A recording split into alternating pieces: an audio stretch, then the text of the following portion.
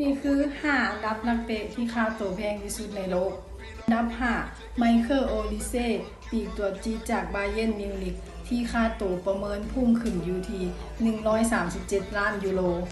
จุดเด่นคือการลากได้ฉลาดการเปิดบานที่แม่นยำเหมือนวางได้และยิงลูกไก่ที่ตัดเข้าในเหมือนล็อกเบนอันดับ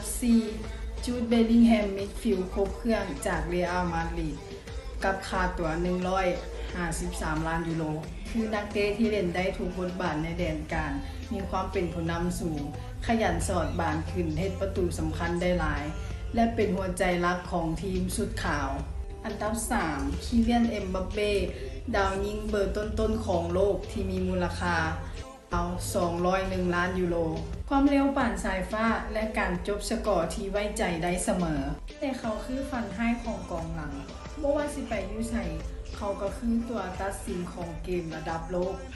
อันดับ2เออร์ลิงฮาลันด์เครื่องจักรสังหารประตูจากแมนซิตี้ที่ค่าตัวไปฮอด255 ล้านยูโรเด่นคือกำลังมหาศาลความคมในเขตโทษที่บ่เคยพลาดและสัญชาตญาณกองหน้า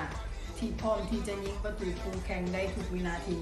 และสำหรับเพื่อนๆเด็กคิดว่าอันดับ1คือไผ่ที่ค่าตัวแพงที่สุดในโลกคอมเมนต์กันเข้ามา3คนแรกที่เม่นเข้ามาและทายถูกรับไปเลย1ใบแดงไทย